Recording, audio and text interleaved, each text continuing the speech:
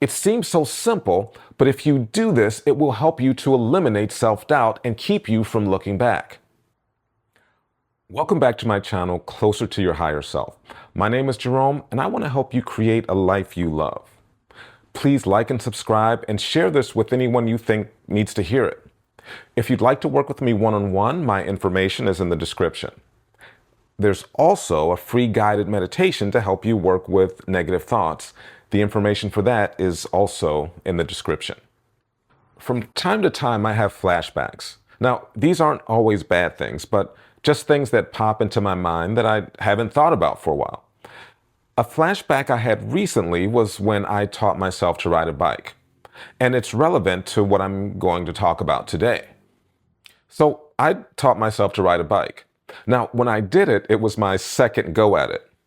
I first tried to learn to ride a bike when I was 5. My dad was trying to teach me. And I was excited to learn to ride without training wheels. Now, the other reason I was excited because I could have a new bike for my birthday if I learned to ride without training wheels. See, my brother and I both learned on a bike that was not at all cool looking. It was a rusty orange color. There was no air in the tires. They were just kind of this hard rubber. This made for a very uncomfortable ride. In the neighborhood where I grew up, people called this style of bike a truck. Now, I'm not sure why it was called a truck, but it was called a truck. And everyone understood that this was not a cool bike. So I wanted to learn so I could leave the truck behind. So I'm 5 years old. My dad takes the training wheels off the bike and we go to work. Now, we were on a sidewalk on the street where I grew up. On either side of the sidewalk was grass. So my dad does the normal thing and he holds the back of the seat while I pedal. Now, I'm not feeling too sure of myself, so I'm kind of looking at him out of the corner of my eye. Now, he would let go and I would fall over into the grass. Now, we spent quite a bit of time repeating this over and over again. This went on for a long time before my dad and I gave up in frustration. So time passes, about 2 years. Now, I start thinking about riding a bike again. All my friends are riding bikes and I'm feeling left out. At 7, I was already what you would call a thinker. And one day I determined that I already know how to pedal. With the training wheels, I had no problem pedaling. It was the not falling over part that was giving me problems.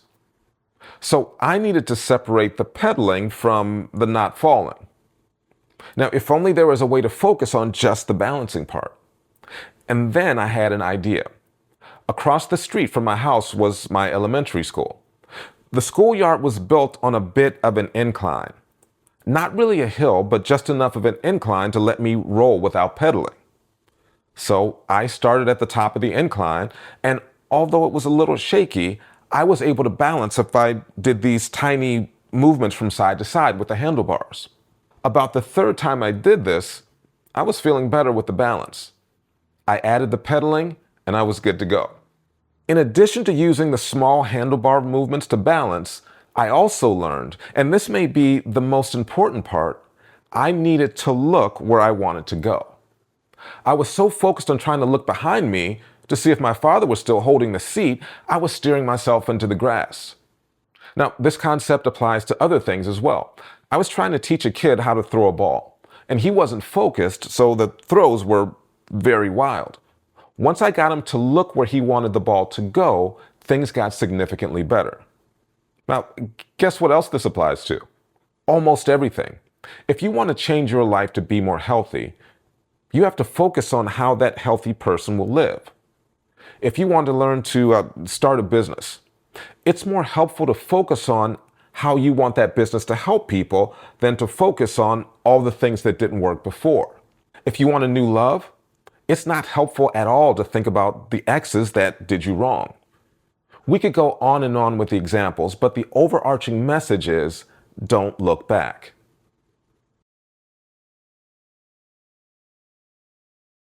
In the Greek myth of Orpheus and Eurydice, Orpheus was a gifted musician, so gifted that he could charm not only people, but animals. Orpheus was married to his true love, Eurydice. Now, one day, Eurydice is bitten by a snake and dies. Orpheus is, of course, overcome with grief. He decides to go to the underworld. He has the audacity to want to talk to Hades to see if he can get his wife back. His music charms the boatman of the underworld, who lets him ride for free.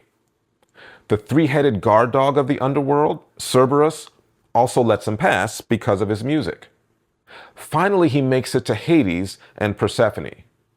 They too are charmed by his music and his love for his wife. And Hades says, okay, you can have your wife back, but under these conditions. You have to go in front of her, and you can't look back. You can't look back until you cross the threshold of the underworld and you're back in the land of the living. If you look back, she'll be sent back to the underworld forever. So they start out on their journey, but just before they cross the threshold, Orpheus starts to doubt. He starts to doubt Eurydice is behind him. So he turns to look, and in that moment, he sees her snatched back into the underworld. He was right there. He overcame all the obstacles, the boatman, the three-headed dog, and Hades himself. He got right to the point of success and lost it all because of doubt. He looked back. In the Bible, there's the story of Sodom and Gomorrah. Now, in the story, God decides he's going to destroy these cities because he's displeased with their behavior. He was going to rain down fire and brimstone to destroy the cities. And I think that's where the term fire and brimstone comes from.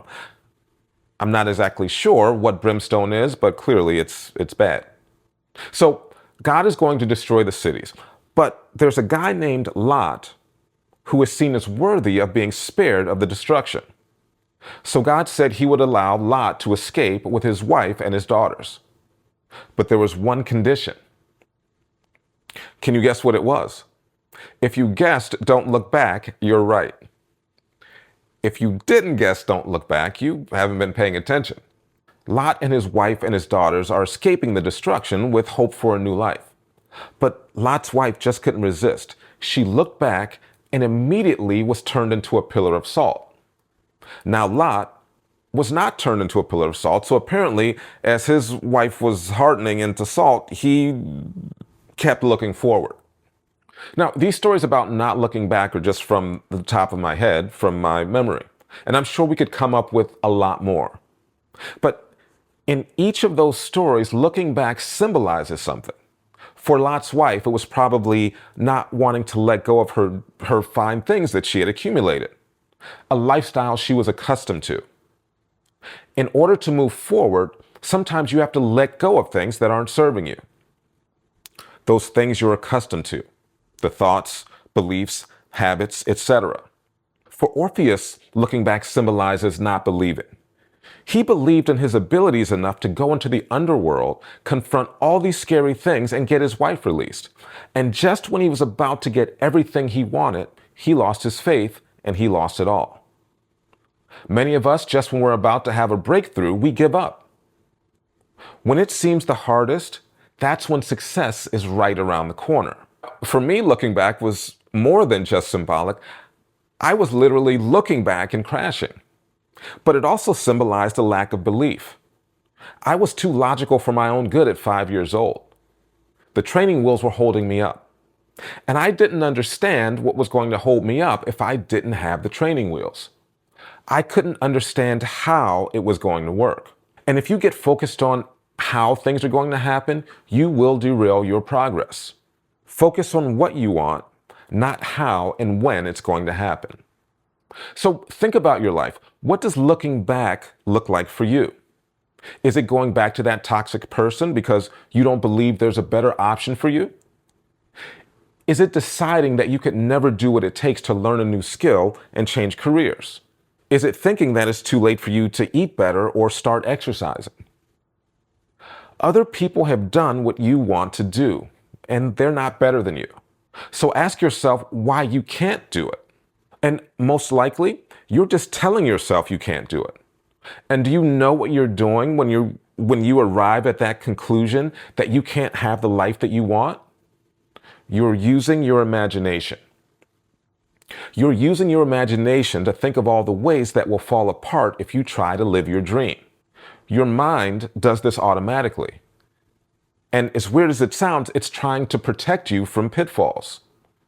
So what I want you to try is to deliberately use your imagination to feel what it would feel like if you were successful. When I was a kid, we had a program called Mr. Rogers' Neighborhood. And there was a segment in the show where he would go to the neighborhood of make-believe. When they went to the neighborhood of make-believe, there would be all these imaginary scenarios with puppets and things like that. So I want you to go to your own neighborhood of make-believe, just before you go to sleep and just after you wake up. Spend a little time there imagining what it would feel like if you achieved your goal.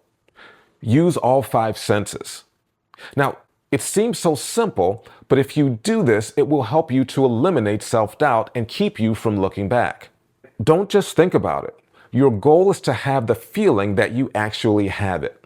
If you can create this feeling, you'll be surprised at how things will fall into place. Try that and let me know in the comments how it goes. And please share your success stories. It helps others know that they can do the same. Like and subscribe, and I'll see you next time on Closer to Your Higher Self.